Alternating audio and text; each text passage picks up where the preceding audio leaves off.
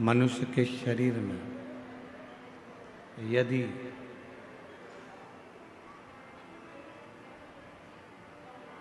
एक मिनट का भी शिव नाम हमारी जिह्वा पर आ जाता है तो हमारा संपूर्ण जन्म जो हमने मानव देह का लिया वो पूरा कृतार्थमय हो जाता है, धन्य हो जाता है।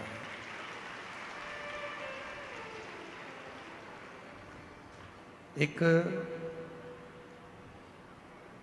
मनुष्य ऐसा है जो पैसे वाले को ढूंढता है।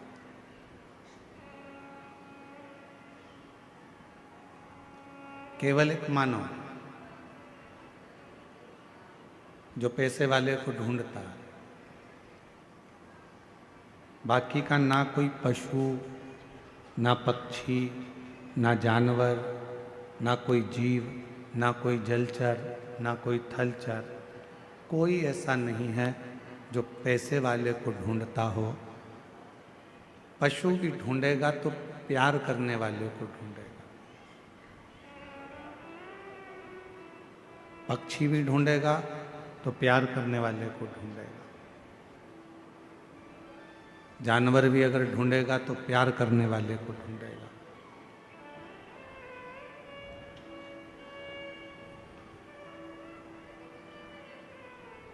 मनुष्य पैसे वाले को ढूंढता है,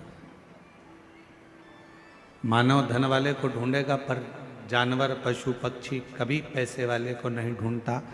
जानवर पशु पक्षी ये सब प्यार करने वाले को ढूंढते हैं कि हमें स्नेह कौन करेगा।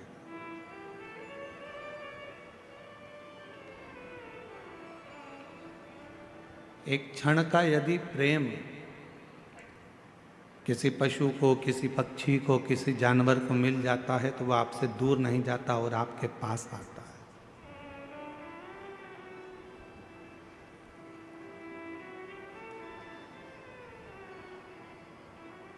वह आपसे दूर जाने का प्रयास ही नहीं करेगा। आप खुद प्रैक्टिकल कर कर देख सकते हो कि जब हम किसी जीव को स्नेह करते हैं, प्यार करते हैं, प्रेम करते हैं, कोई छोटा सा कुत्ता भी है, श्वान है, पक्षी है, पशु है, हम उसको थोड़ा सा प्रेम देते हैं और वो पशु, वो पक्षी, वो जीव, वो जानवर हमारे करीब में आता चले जाता है, पास में आता जाता है। बिल्ली का बच्चा देखो तो बिल्ली के बच्चे को प्रेम कर लो, थोड़ा सा हाथ फेर दो, थोड़ा सा स्नेह कर लो तो बिल्ली का बच्चा हमारे पास में आएगा, फिर वो हमको ढूंढता रहेगा। श्वान को देखो, कुत्ता को, तो कुत्ता को भी आप थोड़ा सा प्यार कर लीजिए, वो श्वान, वो कुत्ता भी हमारे पास में आता जाए। क्या चाहिए इनको? केवल प्रेम, केवल प्यार, केवल स्नेह, केवल तुम्हारा समर्पण, केवल तुम्हारा स्नेह उस जीव को चाहिए, उस पशु को चाहिए, उस पक्षी को चाहिए, केवल प्रेम।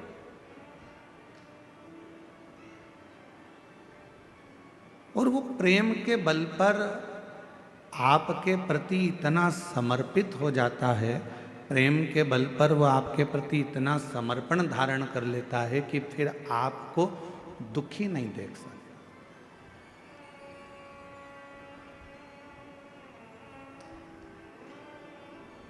मनुष्य धन के पीछे भाग रहा है, मनुष्य पैसे वाले को ढूंढ रहा है और पशु पक्षी जीव जंतु प्यार को ढूंढ रहे हैं। शिव महापुराण की कथा कहती है, भगवान देवादिदेव महादेव का चरित्र कहता है, यदि इस पूरे संसार सागर में, पूरे संसार सागर में यदि प्रेम के बल पर अगर प्रेम मिल रहा है तो समझ लेना कि तुम जिंदगी के सबसे ज्यादा किस्मत वाले व्यक्ति हो जिसको प्रेम के बदले में प्रेम मिल रहा है।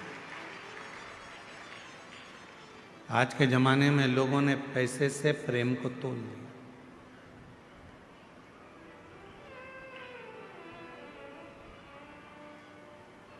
हर व्यक्ति स्नेह कब करता है कि जब मुझे फायदा कहाँ से मिलेगा, मुझे कैसे प्राप्त होगा, मुझे धन कैसे मिलेगा, मुझे प्राप्ति कैसे होगी, इससे मैं क्या लाभ ले सकता हूँ, इससे मैं क्या प्राप्त कर सकता हूँ, ये वो विचार करता है।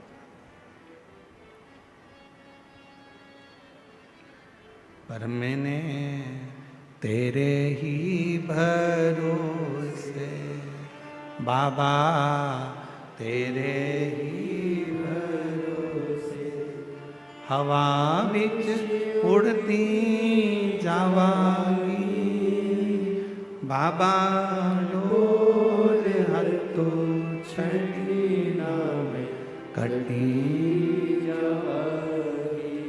भोले मैं तेरी पतंग, शंभू मैं तेरी पतंग। शिव पुराण की कथा कर रही है, भगवान शंकर का चरित्र कर रहा है कि शिव जी का ना कोई दुश्मन है, भगवान शंकर का ना कोई द्रोही है। शंकर भगवान का ना कोई दुश्मन, ना कोई द्रोही, ना कोई घात करने वाला, ना कोई परेशान करने वाला, शंकर के सब प्रेम है।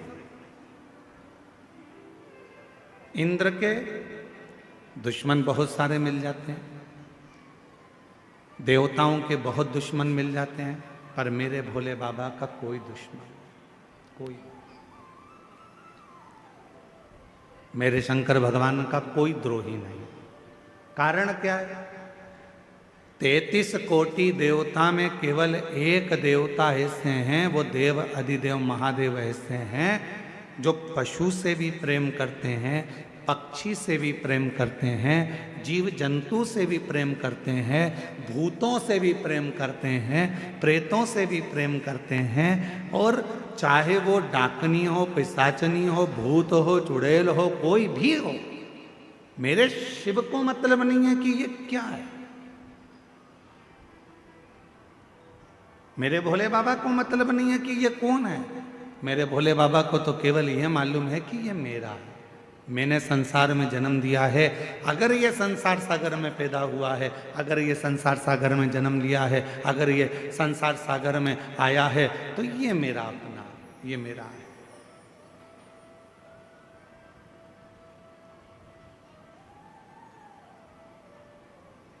फिर इसमें कोई भेद नहीं है हमारा, ये मेरा अपना है और मैं इसका, इसमें कोई भेद नहीं। शिव पुराण कह रही है, भगवान शंकर का चरित्र कराए, ऐसा कोई देवता नहीं जो सर्प को भी श्रृंगार बनाए, ऐसा कोई देवता नहीं जो राख को भी, भस्म को भी अपना श्रृंगार बनाकर अपने शरीर पर धारण कर ले।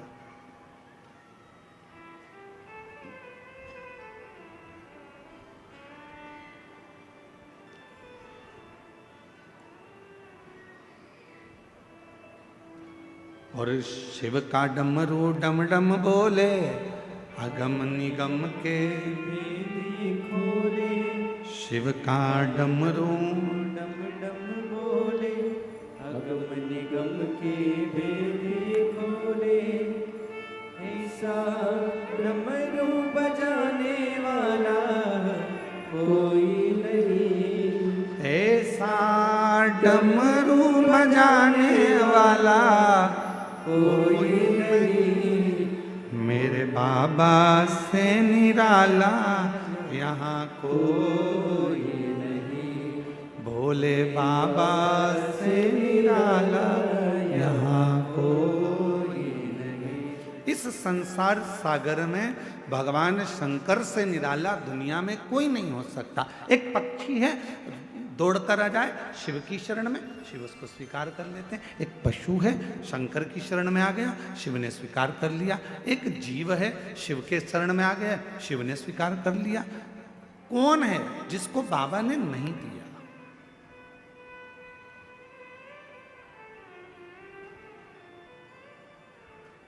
एक सुंदर कथा आती है पितरों की। एक बार सारे पितर, पितर जानते हो ना आप लोग, जम के तो बोलो, जो चले गए, प्राण छूट गए, जो चले गए, वो पितरों की गिनती में आए।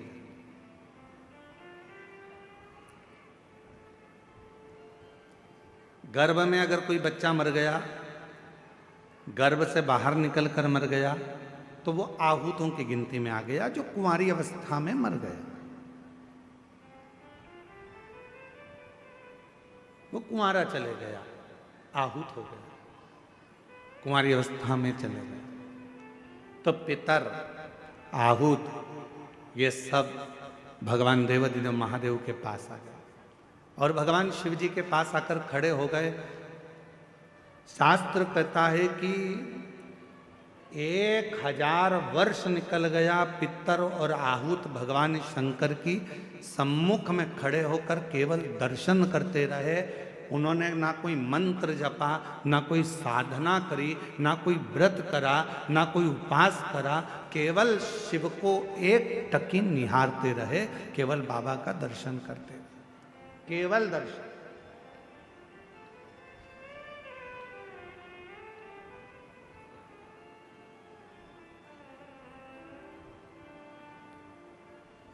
कितना फल है दर्शन का, जरा देखिएगा।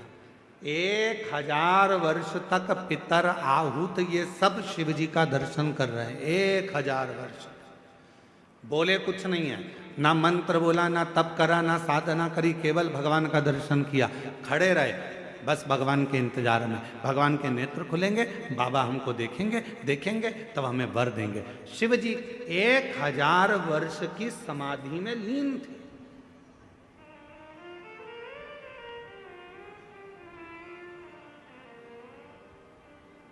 और बाबा देवाधिदेव महादेव जब 1000 वर्ष की समाधि में लीन थे, नेत्र खुले नहीं थे। आज बाबा ने 1000 वर्ष की समाधि से अपने नेत्र को खोला और 1000 वर्ष के समाधि पर जैसे ही बाबा के नेत्र खुले तो सबसे पहले पितर और आहूत पर भगवान की दृष्टि गई। भोलेनाथ जी का निगाह गया, बाबा ने देखा,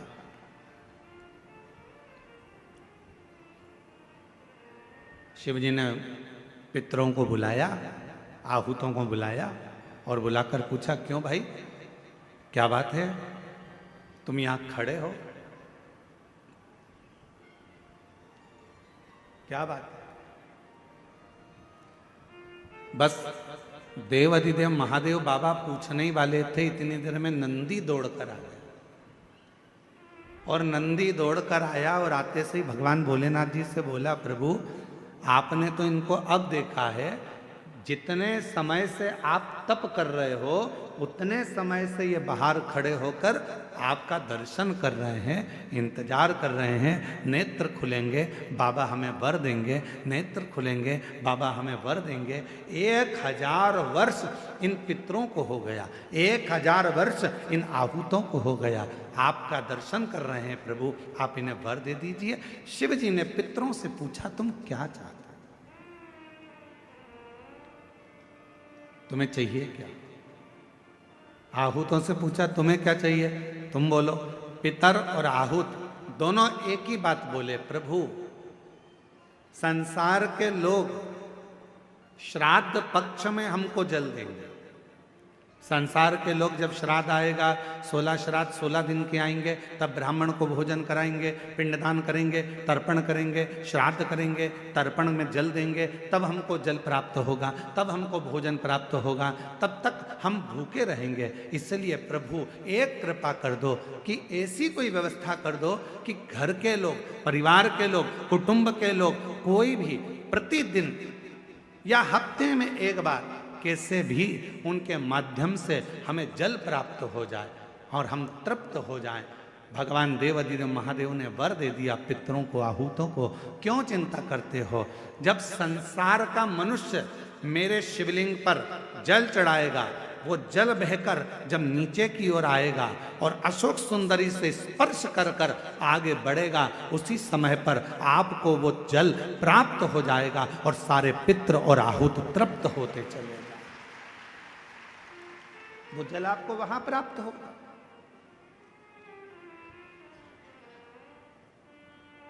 अब कई लोग कहते हैं, गुरुजी हमारे यहां पितृदोष हो गए,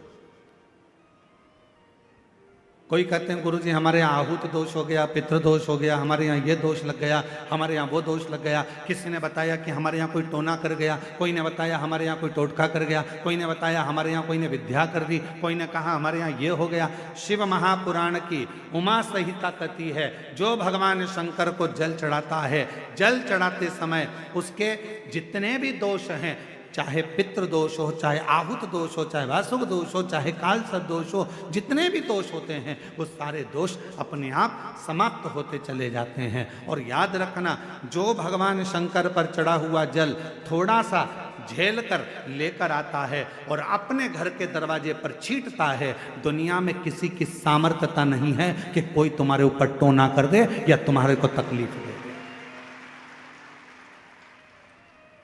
किसी की सामर्थ्यता नहीं।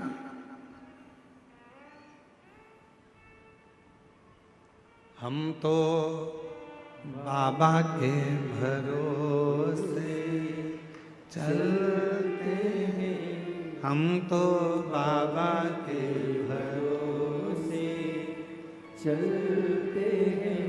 ये दुनिया वाले जलते हैं, ये दुनिया वाले बोलो बोलो जलते हैं। हम तो बाबा के भरोसे चलते हैं, डमरू वाले के भरोसे चलते हैं, काशी वाले के भरोसे चलते हैं, सीहोर वाले के भरोसे चलते हैं, देवघर वाले के भरोसे चलते हैं, डमरू वाले के भरोसे चलते हैं। हम उस पर आश्रित होकर चलें। जब हम पूर्ण आश्रित हो जाएंगे तो वो हमको संभाल। क्या चाहिए मेरे भोले बाबा को? ना तो मेरे भोले बाबा को तुमसे धन चाहिए, ना मेरे भोले बाबा को तुमसे दौलत चाहिए, ना मेरे शंकर भगवान को तुमसे संपदा चाहिए, ना मेरे शंकर भगवान को तुमसे कोई प्रॉपर्टी चाहिए, ना मेरे शंकर भगवान को तुमसे कोई संपदा चाहिए। कोई तुमसे कहे कि शंकर भगवान को 1 किलो भोग रोज लगाना पड़ेगा तो समझ लेना कि बेवकूफ़ बना रहा। कोई तुमसे कहे कि शंकर जी को 5 किलो दूध रोज चढ़ाना पड़ेगा, समझ लेना कि बेवकूफ़ बना रहा है। कोई तुमसे कहे कि 25 किलो घी का दिया शंकर जी को लगाना पड़ेगा, समझ लेना बेवकूफ़ बना रहा है। अगर कोई तुमसे कहे कि शंकर भगवान को इतना सारा प्रसाद चढ़ाना पड़ेगा तो समझ लेना कि पागल बना रहा है। मेरा भोले बाबा तुम्हारे प्रसाद का भूखा नहीं है, मेरा भोले बाबा तुम्हारे दूध का भूखा नहीं है, मेरा भोले बाबा तो केवल तुम्हारे निर्मल मन का भूखा है, सच्ची भक्ति का भूखा है और हृदय का भूखा। तुम्हारे मन से, तुम भाव से एक चावल का, मात्र एक चावल का दाना यदि शंकर भगवान को समर्पित करते हो, शिव उसको स्वीकार करते हैं। आप 1 लोटा जल शंकर भगवान को समर्पित करते हो, शिव उसको स्वीकार करते हैं। आप 1 चम्मच में से भी आधी चम्मच यदि देसी गाय का, हमारी वेद लक्षणा देसी गाय का यदि दूध आधी चम्मच से भी आधी चम्मच यदि आप शिव को दे रहे हो, शिव स्वीकार कर रहे हैं। फिर आप केमिकल का दूध मत चढ़ाओ, थैली का दूध मत चढ़ाओ, ये इधर उधर से आया हुआ दूध भगवान को मत चढ़ाओ। आप तो देसी गाय का 1 आधी चम्मच से भी आधी चम्मच दूध अगर शिव को दे रहे हो तो शिव स्वीकार कर रहा है। यहाँ ये पूरी शिव महापुराण में कहीं पर नहीं लिखा कि 5 किलो तुम्हें लड्डू देना पड़ेगा, कि 1 किलो तुम्हें पेड़ा देना पड़ेगा, या 1.25 किलो तुम्हें चूरमा देना पड़ेगा, या 25 किलो तुम्हें दूध देना पड़ेगा। कहीं नहीं लिखा, कहीं नहीं। और आपको हमारी बात पर भरोसा जरूरी नहीं है कि सीहोर वाला महाराज बोल रहा है तो अपन इनकी बात पर भरोसा कर ले। आप तो गीता प्रेस गोरखपुर की शिव पुराण को लेकर आओ और गीता प्रेस गोरखपुर की शिव महापुराण की पोथी को लेकर आओ और अपने घर में बैठकर उसको पढ़ो। उसमें आप पढ़ोगे तो उसमें कहीं नहीं लिखा कि शंकर भगवान को 5 किलो की, 10 किलो की, 100 किलो की, 25 किलो की, 1.5 किलो की, 2 किलो भगवान को भोग लगाना पड़ेगा। ना ना ना, जो जैसी भावना लाया वो वैसा ही फल पाया। जो जैसी जैसी भावना लाया वो वैसा ही फल पाया। नहीं खाली उसे लौटाया वो मन ही मन हर्षाया। और कर दिया माला माल काशी लुटा दिया भंडार काशी वाले। ओ लुटा दिया भंडार काशी वाले कर दिया माला काशी वाले। आडंबर में मत पड़ो। कोई तुमसे कहे कि इतना देना पड़ेगा, कोई तुमसे कहे कि हमें भगवान की ऐसी पूजन करना है, इतना रुपया जमा करना पड़ेगा, हमें भगवान की ऐसी आराधना करना है, तुम्हें इतना पैसा देना। ना ना ना ना, भगवान धन से नहीं, भगवान मन से प्रसन्न हो। उसकी प्रसन्नता उसका मन है।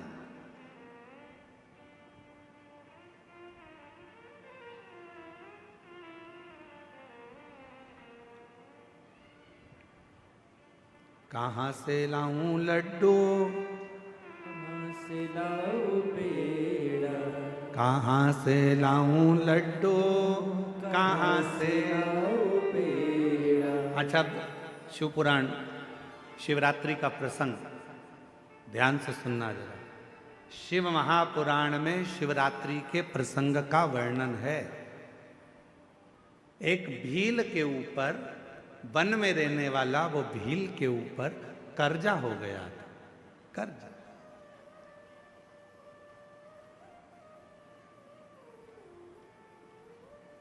पैसे चुक नहीं रहे थे। सेठ जी को गुस्सा आ गया, अपने आदमियों को भेजा और उस भील को पकड़ के घर में लेके आए और एक टूटा हुआ शिव का मंदिर था, उस मंदिर में उसको ले गए और उसको बांध दिया। मंदिर में ले जाकर बांध दिया। जब तक तू हमारा कर्जा नहीं चुकाएगा तब तक हम तेरे को यहां से छोड़ने वाले नहीं।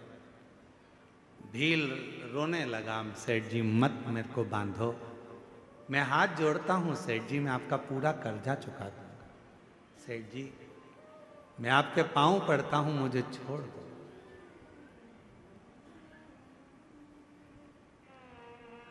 आज का पूरा दिन है, आज की पूरी रात है, कल तक मेरा कर्जा चूक जाना चाहिए। कर्जा नहीं चुका तो फिर लाकर बांध दूंगा और मारूंगा। बस वो भील की आंख से आंसू निकलते रहे। पैसा कहां से लाऊं?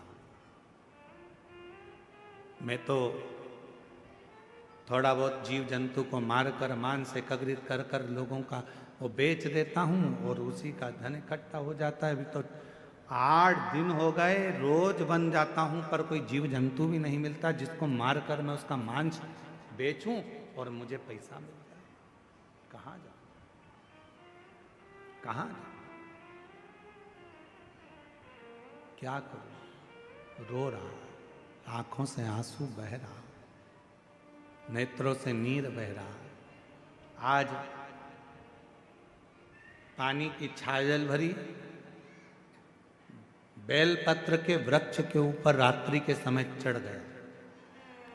मालूम नहीं है कि आज शिवरात्रि है, उसको ज्ञात नहीं है कि आज शिवरात्रि है।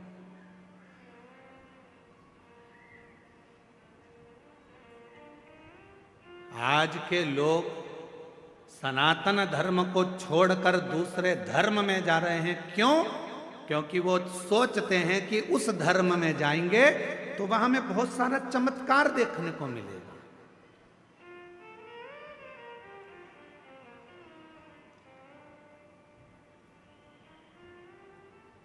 उस धर्म में जाएंगे तो हमको ना जाने थोड़ा थोड़ा कुछ अच्छा देखने को मिलेगा। उनके भगवान प्रबल हैं, उनके भगवान ऐसे कर दिए, उनके भगवान ने ऐसा। अरे भाई, हमारे शास्त्रों को अध्ययन करो, पढ़ो, सुनो, मालूम पड़ेगा कि सनातन धर्म से बड़ा दुनिया में कोई धर्म ही नहीं है, कोई धर्म नहीं।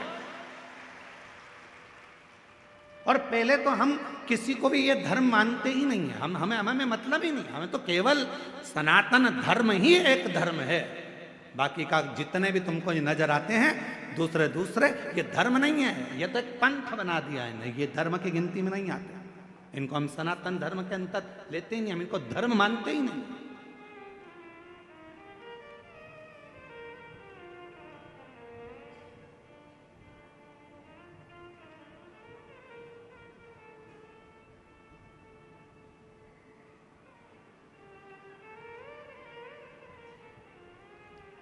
एक व्यक्ति ने देवघर में एक प्रश्न किया, क्यों गुरुजी,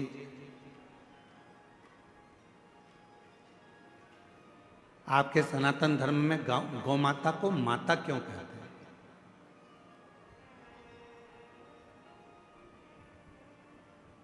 गाय को माता क्यों कहते हैं? हमने कहा भाई, तुम सनातनी नहीं हो? कहा नहीं, हम दूसरे को मानते हैं। हमने कहा ठीक है।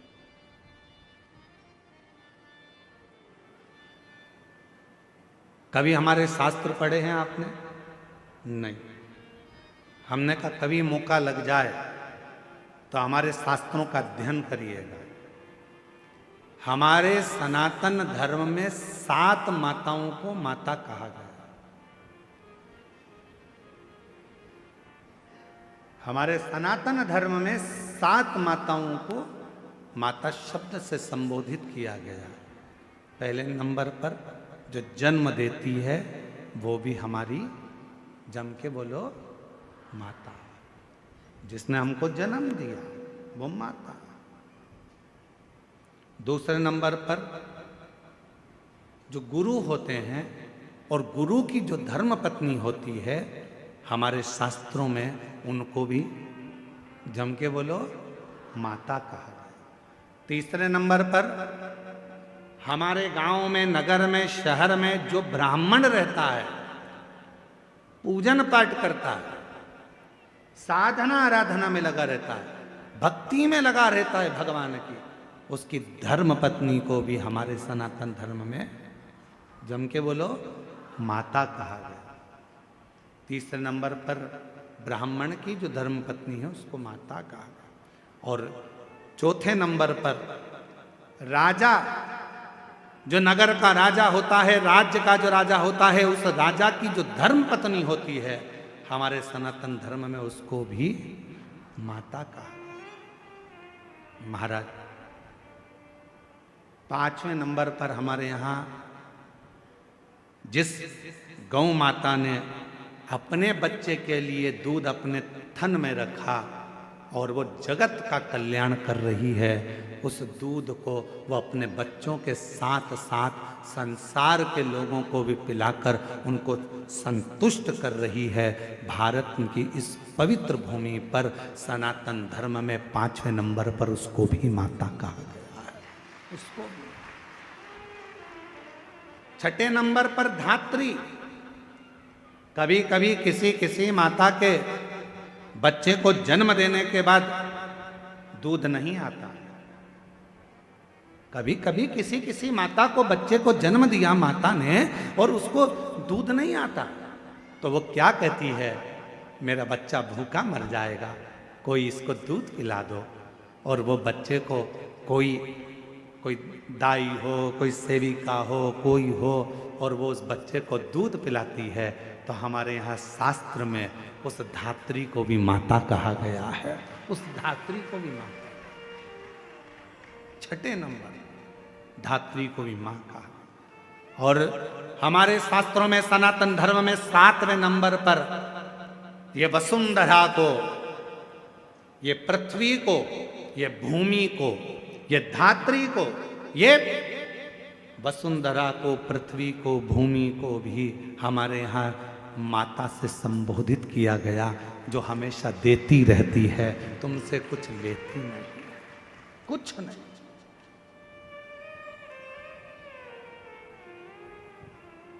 कुछ भी नहीं लेती, वो तो केवल दे रही है।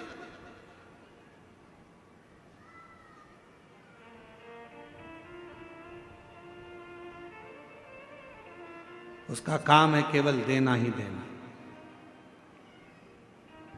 क्या देती है गौ माता? आपसे दरवाजे पर खड़े होकर मात्र एक रोटी की चाह करती है गौ माता। दरवाजे पर आकर गौ माता कब खड़ी होती है?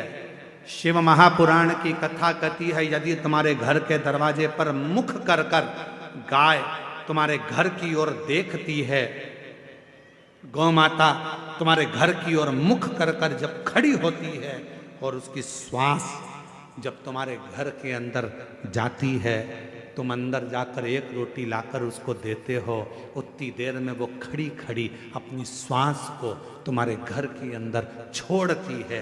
अर्थात तुम्हारे यहाँ कोई बहुत बड़ा दुख आने वाला था, तो वो गौ माता अपनी श्वास से अंदर शिव की स्तुति करती है। श्वास को छोड़कर जो दुख आने वाला है उसको निगल लेती है, और वो गौ माता एक रोटी लेकर तुम्हारे दरवाजे से चली जाती है।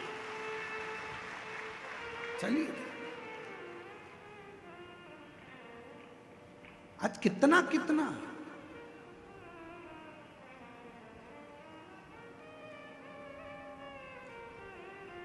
कितने संत साधु सन्यासी तपस्वी साधक उपासक गौ माता के लिए प्रयास कर रहे हैं।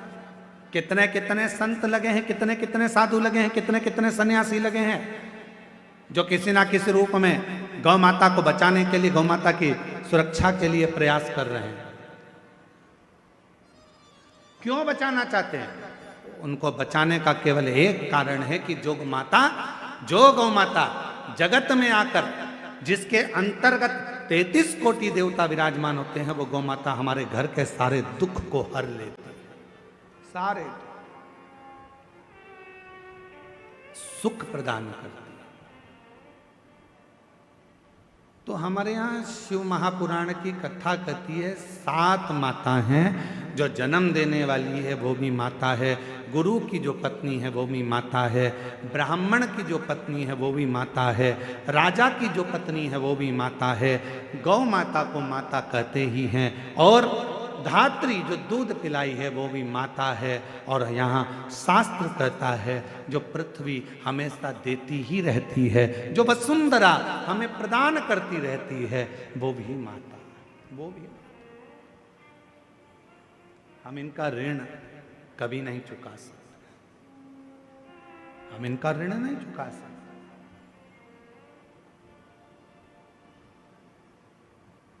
इनका ऋण चुकाने के लिए बहुत बहुत प्रयास करना पड़ेगा, बहुत प्रयास। कितना सुंदर कहा है, एक व्यक्ति कहता है कि गुरुजी, मैंने कभी कोई कर्जा नहीं लिया और मरूंगा तो बिना कर्जे के जाऊंगा। अब उसका शब्द सुना तो हमको बहुत तेज हंसी आई। हमने कहा ऐसा तो हो नहीं सकता कि तू बिना कर्जे के चले जाए। हे गुरुदेव, मैंने अपनी जिंदगी में कोई कर्जा नहीं लिया, पर मरूंगा तो बिना कर्जे के मरूंगा। 1 रुपए का कर्जा लेकर नहीं जाऊंगा, किसी का कर्जा लेकर नहीं मरूंगा। पर हमारा तो शास्त्र कहता है कि व्यक्ति बिना कर्जे के मरता ही कहाँ है? मरेगा, अंतिम संस्कार होगा, लकड़ियां शरीर के नीचे लगाई जाएगी। तो इस वसुंधरा का ऋण, इस वन का ऋण, इन वृक्षों का ऋण, इस पृथ्वी का ऋण तेरे माथे पर रह जाएगा। इसलिए निवेदन है, ये मत कहना कि कर्जा लेकर नहीं मरूंगा। कर्जा चुकाना है, मरने से पहले कर्जा चुकाओ, और एक प्रयास जरूर करो कि मरने से पहले एक पेड़ जरूर लगा कर जाओ, एक वृक्ष लगा कर जाओ, तो तुम कर्जे में नहीं रहो, तुम कर्जे से मुक्त होकर मरो, कर्जे से। इसलिए इस वर्ष 2026 में फरवरी माह में जो महाशिवरात्रि आ रही है, विठले सेवा समिति और आप और हम सब मिलकर उसको ग्रीन शिवरात्रि मना रहे हैं। कौन सी शिवरात्रि है?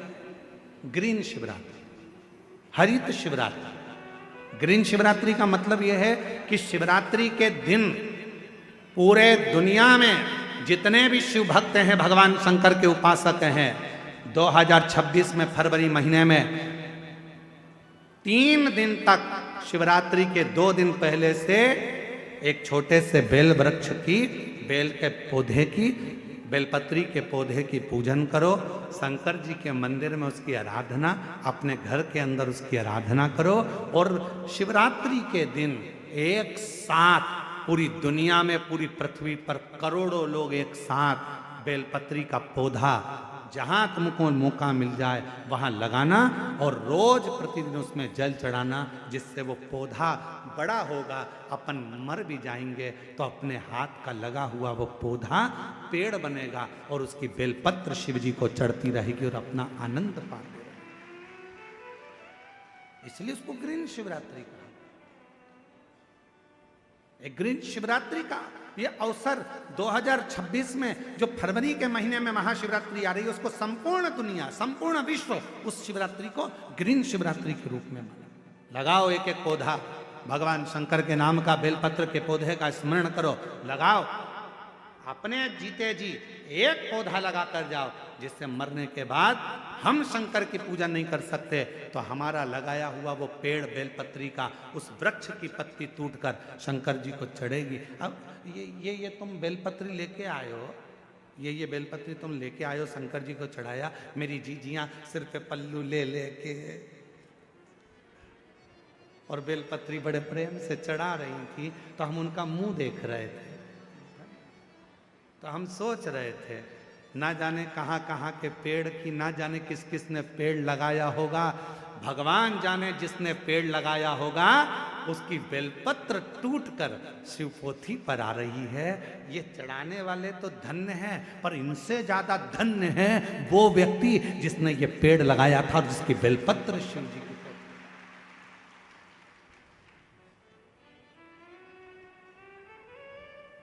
अब कई लोग कहते हैं सावन के महीने में, हमने सुना यहीं पे हमने छत्तीसगढ़ में सुना था, हम आए थे अभी सावन के महीने में भिलाई, तो हमने सुना था कि एक व्यक्ति ने नियम लिया है पूरे सावन के महीने में 1.25 लाख रोज बेलपत्र शंकर जी को चढ़ाता है। 1.25 लाख। हमने कहा एक बार मिलाओ उसको जो 1.25 लाख बेलपत्र शिव जी को चढ़ाता है। फिर वो आया शाम को मिलने के लिए, हम जहाँ अग्रवाल धर्मशाला में रुके थे, जितेंद्र जी, हम जहाँ अग्रवाल धर्मशाला में रुके में 1.25 लाख बेलपत्र चढ़ाने वाला आया, यहीं छत्तीसगढ़ का। फिर हमसे मिला, हमने उसको प्रणाम किया, हमने कहा धन्य आप, 1.25 लाख बेलपत्र चढ़ाते हो शंकर भगवान को। हाँ गुरु जी, और आज से नहीं चढ़ा रहा हूँ, 5 साल हो गए चढ़ाते चढ़ाते। हमने कहा ठीक है, अब ये बताओ 1.25 लाख बेलपत्र आप शिव जी को चढ़ाते हो, आपने कितने बेलपत्री के पेड़ लगाए? उसने कहा गुरु जी पेड़ तो एक भी नहीं लगाया, पेड़ एक भी नहीं लगाया। 1.25 लाख बेलपत्र का अभिषेक कर रहा हूं, 1.25 लाख बेलपत्र शंकर जी को चढ़ा रहा हूं, 1.25 लाख बेलपत्र का अनुष्ठान कर रहा हूं। सावन के महीने में मैं शंकर भगवान को प्रसन्न कर लूंगा। अरे लंकापति रावण से सीखो, उसने किसी का सामान शिव जी को नहीं चढ़ाया, खुद की मुंडी काट कर चढ़ा देता था। स्वयं की शीश काट कर शिव जी को देता था। तुम कुछ नहीं कर सकते। 1.25 लाख बेलपत्र का नियम लिए हो तो पहले 1.25 लाख बेलपत्र के लिए कम से कम 2-5 हजार पेड़ तो लगाओ। पेड़ लगाओगे फिर बेलपत्र निकालो, फिर शिव जी को चढ़ाओ। दूसरे के लगे लगाए पेड़ में से दूसरे का फ्रिज खोल कर दूध निकाल कर चाय बना के पी गए तो चोटे कहलाओगे।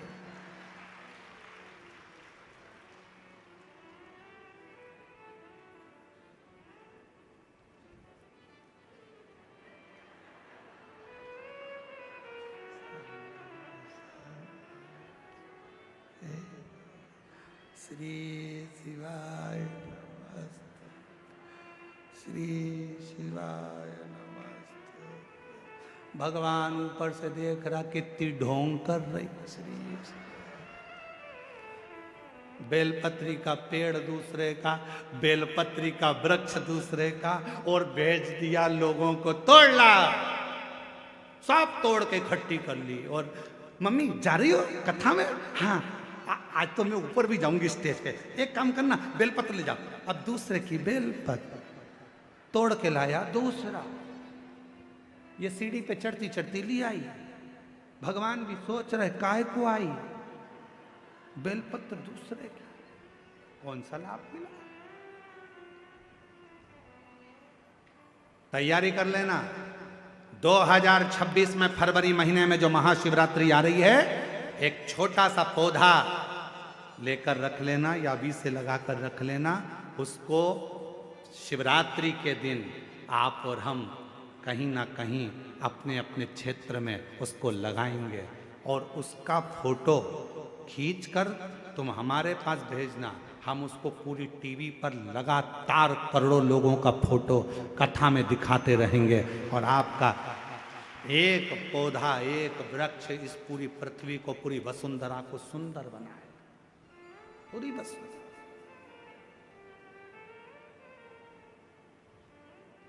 बोलो बोलो, तैयार हो?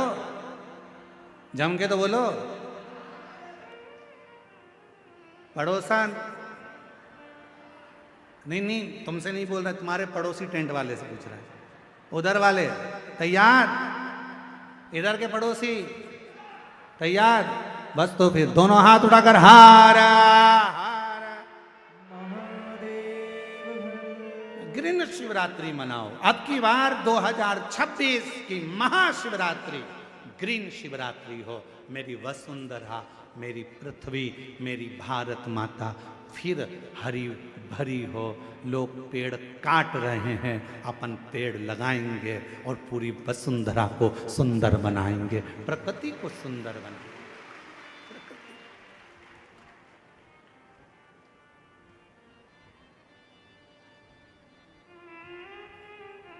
शिव है, शंकर है, मां है। शिव कथा कर रही है, भगवान शंकर का पवित्र चरित्र कर रहा है। भगवान देवादिदेव महादेव की पवित्र कथा कर रहा है। शिव को तुमसे कुछ नहीं चाहिए।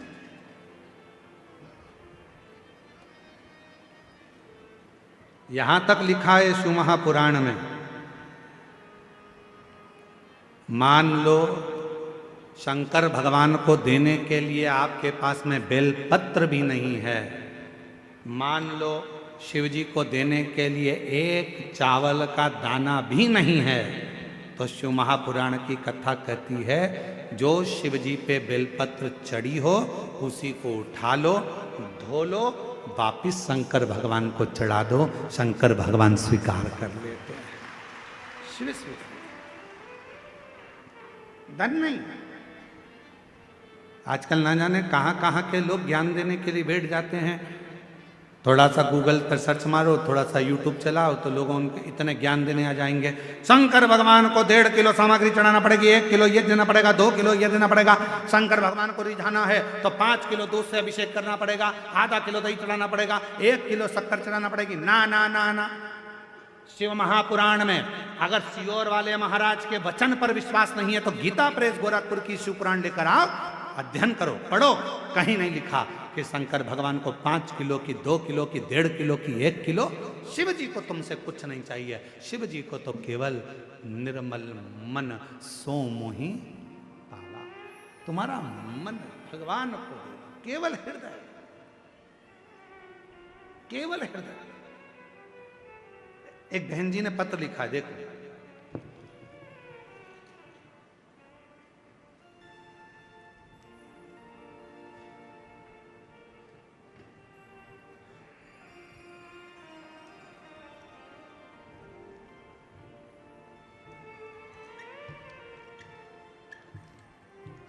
मैं भगवती मांडवी, पति श्री मुकेश मांडवी, हम छत्तीसगढ़ जिला के कांकेर ग्राम देवी नवा गांव से आए हैं, कहीं बैठे हों तो हाथ हिला सकते हैं। देवी नवा गांव से आए हैं, कहीं बैठे हों तो हाथ हिला सकते हैं। आप ही हैं? हाँ, ऐसे थोड़ा साइड में हो, दिख नहीं रहे हो। हाँ ठीक है, ऐसे हाथ हिला दो, दिख गए हो, ठीक है। आ जाओ, बच्चा आया है साथ में, आया है, ले आओ उसको। मैं भगवती मांडवी, पति श्री मुकेश मांडवी, हम छत्तीसगढ़ जिला कांकेर ग्राम देवी नवा गांव से आए हैं। एलईडी पर पत्र चल रहा होगा, दिख रहा है पत्र? चालू है। गुरुदेव, मैं बाबा का क्या बखान करूं गुरुजी, बाबा की महिमा परम्पार है। बाबा की महिमा को हम शब्दों में बयां नहीं कर सकते। गुरुजी, मेरी शादी को 10 वर्ष हो गया था, पर मेरी कोई औलाद नहीं थी। हमने जगदलपुर में, धमतरी में, रायपुर में डॉक्टरों के पास बहुत इलाज करवाया। महाराजों के पास, पंडितों के पास भी गए, लेकिन कोई, महाराजों के पास, पंडितों के पास भी गए, लेकिन कोई फायदा नहीं। फिर 2023 में 2-3 दीदी लोगों ने मुझे शिव महापुराण के बारे में जानकारी दिया। टीवी में मैंने कथा सुनना चालू किया।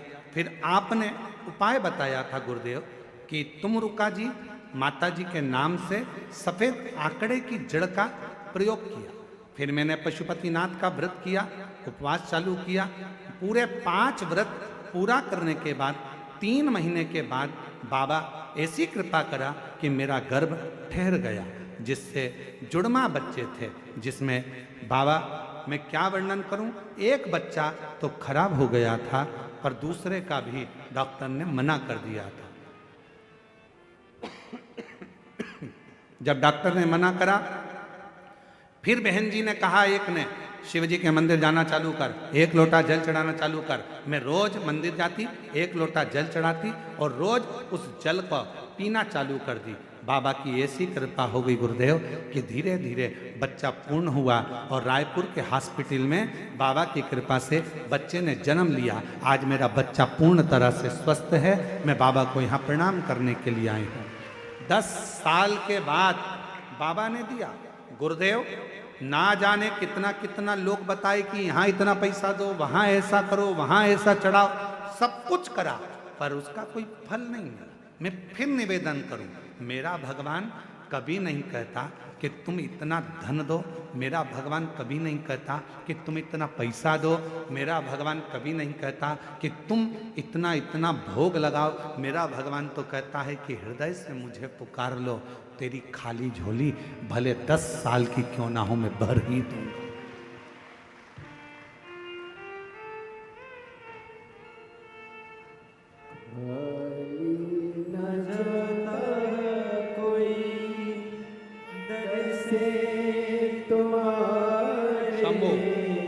प्रणाम करो। खाली न जाता कोई दर से तुम्हारे, मैं भी खड़ी हो नंदी बाहे पसारे। अपने जोरदार ताली बजाओ। 10 साल के बाद हुआ। लगा लो गिरा जा रहा हूँ, उठा लो भोले अपने दर से, अब तो न डालो, गिरी जा रही हूँ, उठा लो। आप दिल से उसको पुकारो। तुम्हारे धन से शिव प्रसन्न नहीं हो सकता, तुम्हारी संपदा से शिव प्रसन्न नहीं हो सकता, तुम्हारे बंगले से शिव प्रसन्न नहीं हो सकता। शंकर को प्रसन्न करने के लिए केवल तुम्हारा भाव शुद्ध चाहिए, शुद्ध।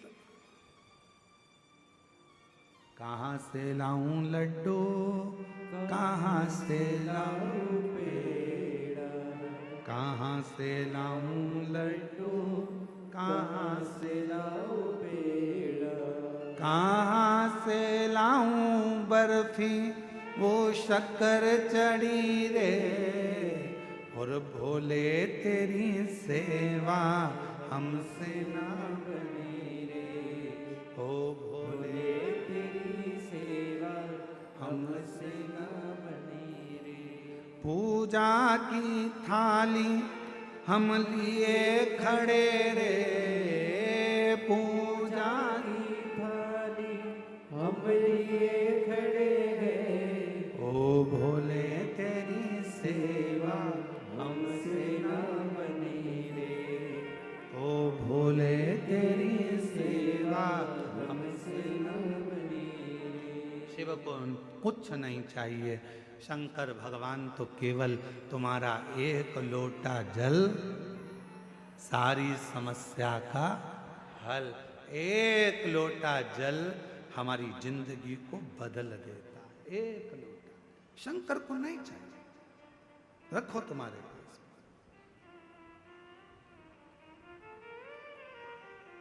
तुम्हारा धन, तुम्हारी दौलत, तुम्हारी संपदा, तुम्हारा वैभव, तुम्हारी सत्ता, सब तुम्हारे पास। शिव को दौलत से मत रिझाना, शंकर भगवान को वैभव से मत रिझाना।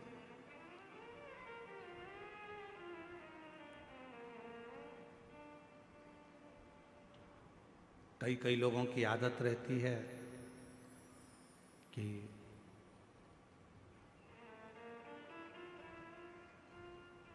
मेरे पास इतना धन है, मैं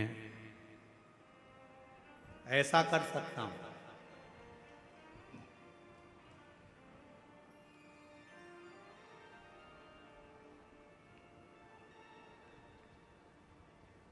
मेरे पास इतना धन है, मैं बहुत कुछ प्राप्त कर सकता हूं।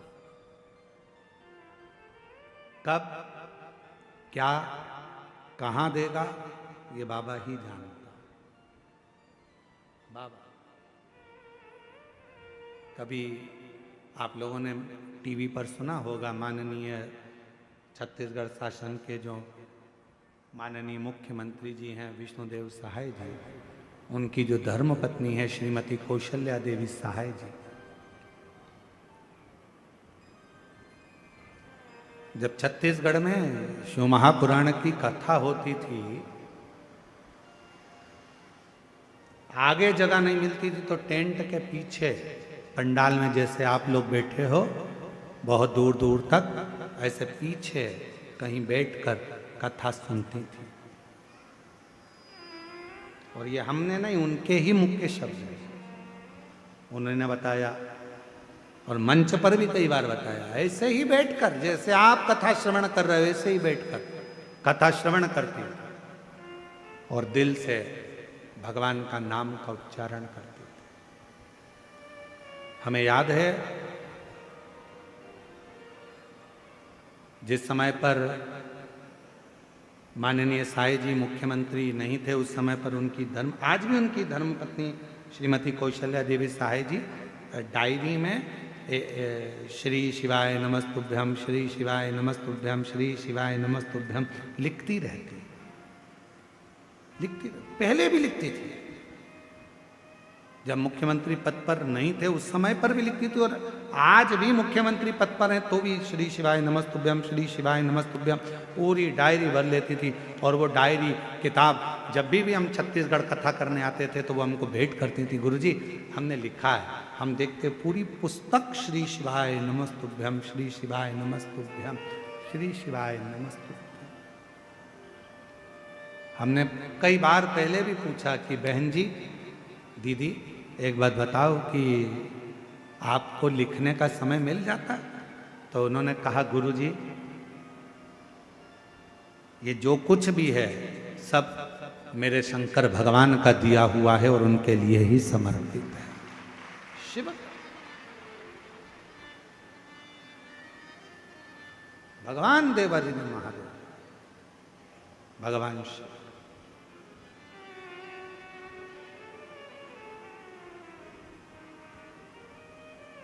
हमें कभी कभी स्मरण में आता है, कोटा राजस्थान में हम कथा करने के लिए गए और वहाँ के शर्मा परिवार ने कथा कराई, जो उस समय पर विधायक जी थे। और अभी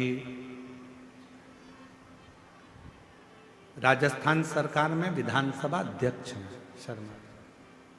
जब उन्होंने कथा कराई तो हमने उस समय पर उनसे पूछा कि ये शिव महापुराण कथा कराने का मन में भाव कैसे प्रकट हो गया। तो उनके शब्द थे शर्मा जी के कि गुरुजी, मेरी धर्म पत्नी और हम जितना समय मिलता है, जितना भी समय मिल जाए, 10 मिनट, 15 मिनट, आधा घंटा, 20 मिनट, 25 मिनट आपकी कथा रोज श्रवण करते हैं। और बाबा की ऐसी कृपा है कि वो कथा हृदय को छूती है। और आज जो कुछ भी है ये सब शिव का ही तो है, शंकर का ही तो है, शंकर की कृपा से। कहीं पर भी बैठो, बाबा को तुम्हारा धन नहीं, बाबा को तुम्हारी दौलत नहीं। यहाँ पर बालोद वाली प्रतिभा दीदी बैठी हुई है, चौधरी जी, हमने एक बार उनसे भी पूछा, हाँ ये बैठी, तो हमने इनसे भी कहा कि बाबा की कैसी कृपा। तो ये भी पहले आती थी, इतनी आगे इनको जगह नहीं मिलती थी, सबसे आखिरी में लास्ट में कहीं जगह मिल जाती थी, बैठ जाती थी। तो बाबा ने कृपा कर कर, बाबा तो बाबा है भोलेनाथ, कब किसका हाथ पकड़कर कहाँ बिठा दे ये उसके ऊपर निर्भर करता है।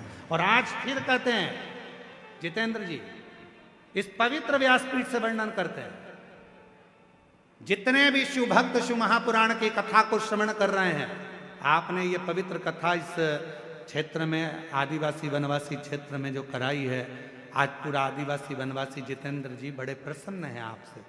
तो हम तो कहेंगे, आज भी यहाँ कहकर जा रहे हैं, जो जिस भाव से कथा श्रवण करेगा, मेरा भोले बाबा तुम्हारा हाथ पकड़कर तुमको किस सिंहासन पर बिठाएगा तुम ही जान सकते, किस सिंहासन। और तेरी कृपा का क्या है भरोसा, कब किस पर हो जाए जरा सी हम पर कर दो, जरा हम पर कर दो। बोलो बोलो बोलो, सब बोलो कच्चे गांव वाले, तेरी कृपा का क्या है भरोसा, कब किस पर हो जाए जरा सी हम पर कर दो, जरा सी हम पर कर दो। जिस पर भी हो गई तेरी कृपा करुणा वो भव पार हुआ, भव पार हुआ। पापी हो चाहे जितना उसका भी बाबा उद्धार हुआ, उद्धार हुआ। गिद्ध अजामिल गणिका जैसे तेरे मन को भाए जरा सी हम पर कर दो, जरा सी हम पर कर दो। तेरी कृपा का क्या है भरोसा कब किस पर हो जाए जरा सी हम पर कर दो, जरा सी हम पर कर दो। कब, कहाँ, कैसे कृपा करता है ये वही जान सकता। कहाँ बैठे हो आप लोग? कोई कहता है गुरुजी आपकी कथा में जगह नहीं मिलती, हम पीछे बैठते हैं, हमको वहाँ जगह मिलती है, हम लेट आते हैं, पीछे बैठते हैं। और कई लोग ऐसे हैं जो आगे बैठने के लिए झगड़ा भी करते हैं, तुम मुझे जानते नहीं हो, मैं उनकी पत्नी हूँ।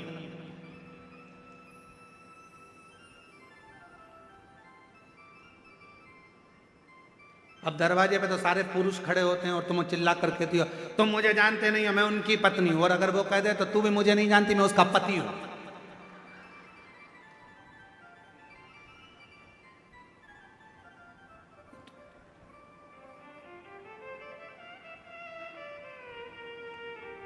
तुम मुझे जानते नहीं हो। अरे क्या झगड़ा करना, आगे बैठने के लिए हमको आगे बैठना है, हमको आगे बैठना, हमको इसी कंपाउंड बैठना, हमको वहां बैठना, हमको वहां बैठना, हमको वहां, ना ना ना ना, जहां जगह मिल जाए बाबा के पूरे पंडाल में, जहां तुमको मौका मिल जाए वहां बैठकर दिल से हृदय से बाबा की कथा सुनो।